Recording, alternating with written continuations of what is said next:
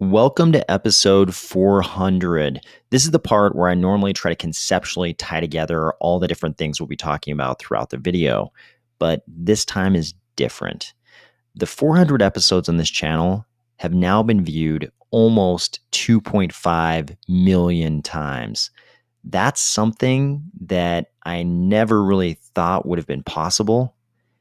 For that, I sincerely want to thank each and every one of you.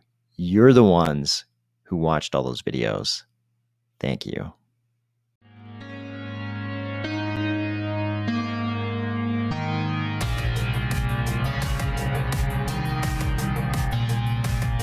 Today, in episode 400, we're going to do something we don't normally do, and that's talk about the channel. We're going to talk about some possible new additions to the channel. A new bill in the US to exempt transactions under $50 from tax reporting, Kraken being under investigation, SpaceBudz laying out its new path, and the upcoming July Cardano 360. If you've been a part of the army of spies since the very beginning, and you remember that the title screen to the first 17 videos looked a lot like this one with no other images involved, or if you found value in these last 400 videos, please consider delegating to the Army of Spies stake pool, ticker AOS. That's better. These white letters are actually a lot closer to those original videos. So I know some of you might have been expecting a live video tonight. We usually do a live video when we come to these big benchmark numbers, these big round numbers like 400. We are going to do a live video, just not tonight. If I do a live video just kind of randomly tonight, then not a lot of people will get to watch it. So instead, we're going to do one probably this weekend. I'll probably announce the exact time of the video in tomorrow's video, but it'll probably be this weekend, maybe Saturday. Maybe Saturday we'll do the live video to celebrate number 400. But there's something else about the channel I wanted to talk about. One of my favorite things that we've done in these last 400 episodes has been the live videos. And the reason why it's fun for me is because I actually get to discuss the news items with somebody else, you guys. So I'm thinking going forward, we're going to make a slight departure. We'll still do these normal videos where we just kind of go through different news items like we have in the last 400 videos. But I think we're also going to add some long form. I've always kind of been working up toward this, but I think now's a good time to start doing this. I think I'm going to start having guests on the channel, and we'll have long form discussions about Cardano. Let me know what you think about this in the comments below. Do you like this idea? Do you hate it? I know some of you will like it and some of you will hate it, but I'm curious what the mix is going to be. And when I say long form, I'm really thinking like Joe Rogan length, like really long, like 2 or 3 hours. I know not all of you are going to want to watch 2 or 3 hours of me discussing anything, but some of you will. And some of you will maybe watch 20 minutes of that, an hour of that, some part of it. So let me know if you would enjoy even some part of this much longer format that I'm considering here.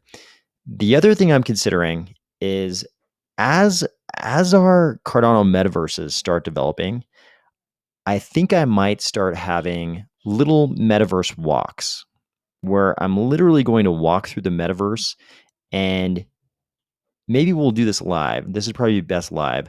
I'll just kind of walk through the metaverse, and while I'm doing that, we can kind of have discussions about Cardano, any kind of Q&A or whatever you guys want to talk about.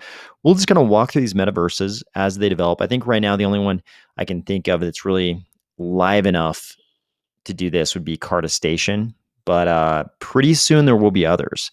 And maybe our way of checking out these metaverses will be having these little metaverse walks. Let me know what you think about that idea as well. I know some of you are probably going to say, I hate metaverses and I hate long form. Don't you dare change anything. That's okay too. Even if you hate both all of the metaverse content and you hate long form, that's totally okay. I will respect the offering of your opinion, even if you hate what I end up doing, that's totally okay too.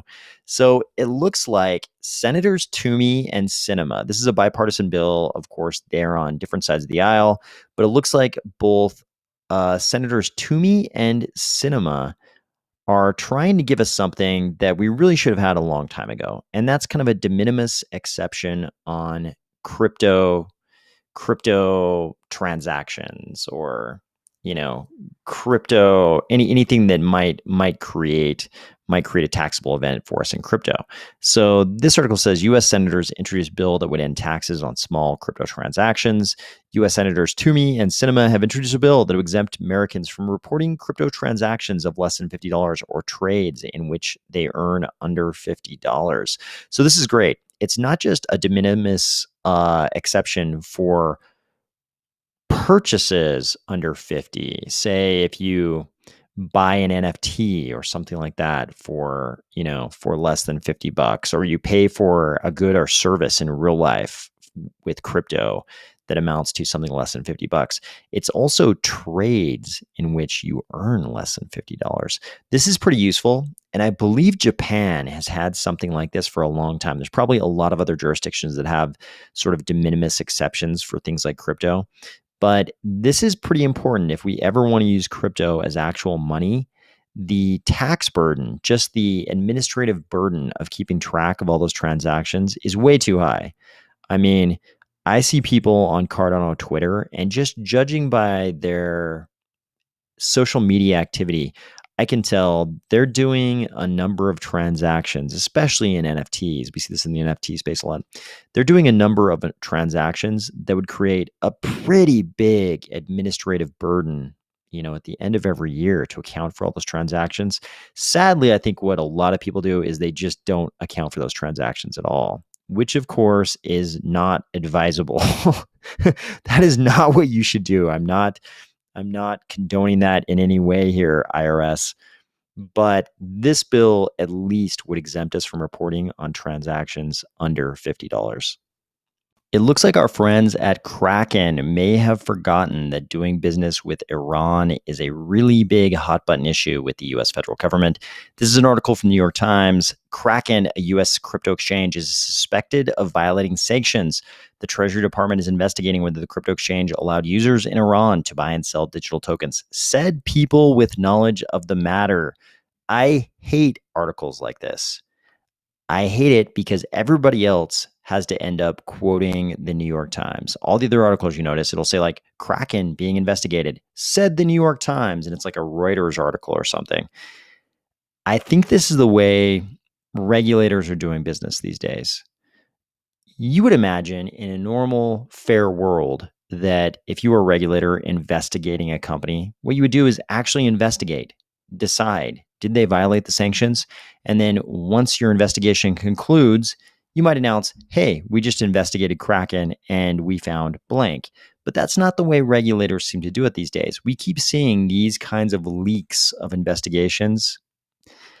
And it's really common in crypto. They're constantly letting us know, like, oh, we're investigating, blank crypto entity. And it always kind of comes in this form. It's never like, it's often not the regulator coming out with some document saying, hey, world, we're regulating this crypto entity. It's always kind of like an article that pops up in the New York Times. I feel like this is the way they're doing business these days. But it doesn't surprise me to see Kraken in the headlines for this kind of thing.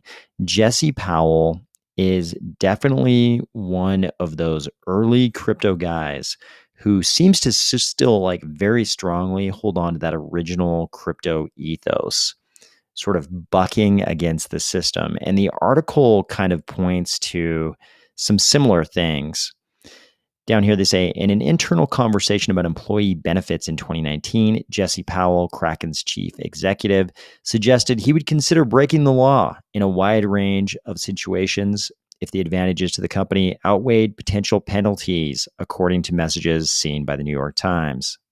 This is a very crypto thing. It's like you're not surprised when you find out Conor McGregor threw a chair into a bus window. You're not surprised when you find out that Jesse Powell is like, hey, this is crypto. You can't tell me who can buy crypto or sell crypto with me. This is exactly what you'd expect from somebody who seems to embrace those early crypto values. So it looks like in November 2019, there was a lawsuit by a former employee from the finance department who accused the startup of generating revenue from accounts in countries that were under sanctions. That same year, an investigation was undertaken into Kraken, focusing on the company's accounts in Iran. The people familiar with the investigation said Kraken's customers have also opened accounts in Syria and Cuba, two other countries under U.S. sanctions. The people said this is going to be interesting going forward when we see how U.S. regulators and other regulators want to deal with sanctions in the context of crypto, because the regulators are going to have a hard time pushing those same regulations on all the decentralized entities. True, they can control the fiat on ramps, the US dollar fiat on ramps, they can control by squeezing whatever bank is providing those services to these crypto exchanges. But that'll, in essence, just make it harder for any crypto company to be based in the US. And here you can see, according to this article, at least, it looks like Kraken has not been too concerned. It says, as of last month, Kraken appeared to still be servicing accounts in countries under sanctions, such as Iran, according to a spreadsheet that Mr. Powell posted to a company-wide Slack channel to show where the company's customers were. He said the data came from residence information listed on verified accounts.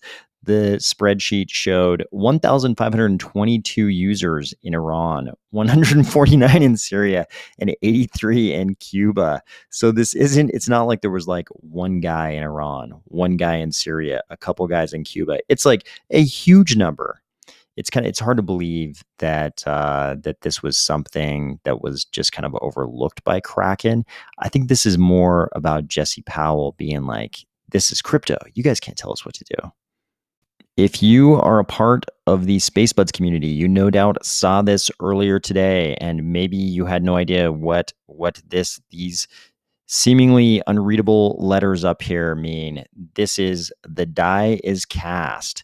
This is what Julius Caesar said as he led his army across the Rubicon. We've talked about this before on the channel. The die is cast. So the decision has been made.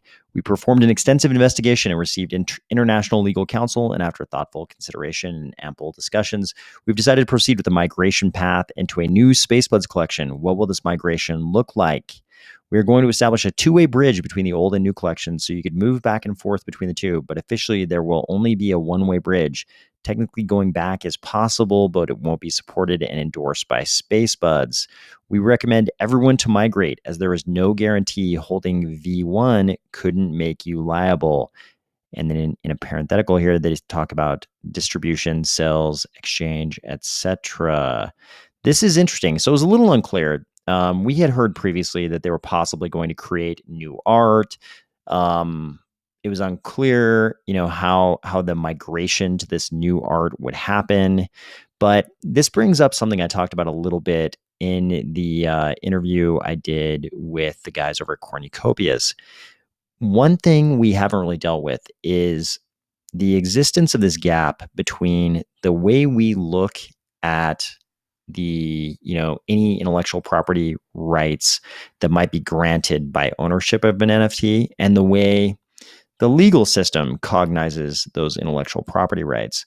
So oftentimes I think, and I'm not talking about any particular project here, I'm just speaking generally, not talking about SpaceBudz specifically. I'm not talking about SpaceBudz, but a lot of projects, they do some marketing in the direction of, hey, if you buy this NFT, you own the NFT. You own all the intellectual property associated with that NFT.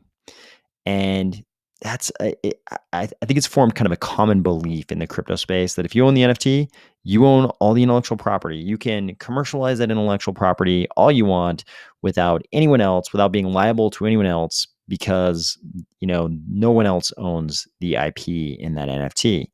But that's not really the way our legal regimes cognize intellectual property rights.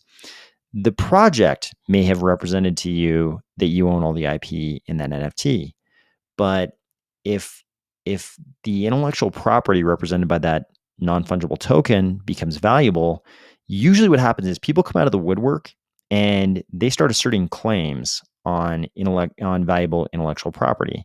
In the case of SpaceBudz, of course, it was other artists, people noticing that the artwork seemed derivative of the artwork created by other artists. In fact, not even really derivative, but just like identical to artwork that had previously been created by other artists. I think we'll probably see this in many different ways. I think there are a lot of ways in which people can claim some ownership over virtually any type of intellectual property you can imagine. And just because a project says you own all the IP represented by an NFT doesn't mean any other claimants have extinguished their rights to that IP. In the case of music NFTs, who knows? It might be some artist who played on the track. It might be some producer who produced the track. It's like very difficult to determine if all of the other possible claimants to ownership of that IP actually transferred their rights of ownership over to the project, and then the project, is transferring those rights onto you. There could always be people who come out of the woodwork and say, I don't care what the project told you. I don't care what they represented to you about your ownership of that IP. I actually own it. This Thursday is going to be the July Cardano 360. The interesting thing is that they're also telling us, I believe, there's not going to be an August Cardano 360. They're going to take a break in August. So it seems like this is going to be the last Cardano 360 before Vossel. And they even hashtagged Cardano Vossel in this post. My question is, are they going to tell us this Thursday when Vossel is actually going to happen? Or are they just going to kind of leave us hanging? Are we not going to find out? And then we just sort of have to wait because there won't be a Cardano 360 in August? Like, how is this going to go down? I think a lot of people are super curious about when Vossel is actually going to happen. So if we get lucky, hopefully we'll find out this Thursday. Thank you so much for the last 400 episodes. I hope you're having a great week, and I'll talk to you tomorrow.